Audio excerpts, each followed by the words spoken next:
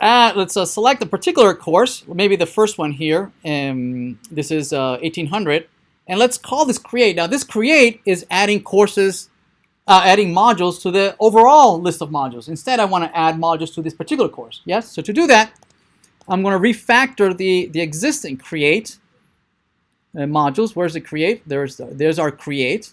Perhaps I want to move it over. Let's leave it here. That's fine. So let's see. Create module. Create module. Right now it's adding to the modules. I don't want that. I want to add it to a particular course. So what I'm going to do is I'm going to pass you as an argument the course ID. Right, I'm going to pass you the course ID so that you can add it to that particular courses. Here's the course ID followed by modules. Okay, and what am I going to add? The same thing, the new title, everything that doesn't change, right? And I just need to pass you the course ID, which I don't believe I do. Create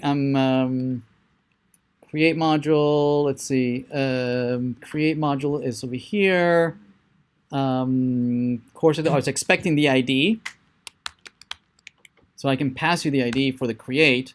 So let me pass you the ID. So this will be this.props.course ID. Right, it's the same course ID that we're using earlier for this, right? So this.props course ID. And let's see, this one goes here, has the course ID, and it's going to post to here. So let's see. Let's see if we broke something. Okay, so this is creating modules within this course. Let's refresh. We have modules for that course. If we go back and go to another course, we don't have modules. Or maybe let's create just one. So for 1800 we have 4, and for 5200 we have 1. See that? Now each course has its own set of modules. You see that? Also, I just wanted to point out what's coming back from the server, which is pretty interesting. When we refresh and look at the network, notice what's coming back. See the modules that I'm retrieving? Each module has the title, obviously, the ID, obviously, the NUID, the domain. It also has this courses, right? This is what I'm using as a foreign key.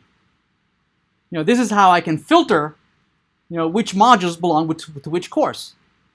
Right? As long as you give me that pattern, courses, ID, and modules, I can then use the courses to look up the IDs and then filter and retrieve only those modules that belong to that particular course. Make sense? I also added some meta fields that you might want to use. Created at, right? So this is when it was inserted into a database, and an updated at is updated every time you update the record, right? So if you want to use it for sorting or for filtering or whatever, right, or pagination, right, you can use this for that. Okay.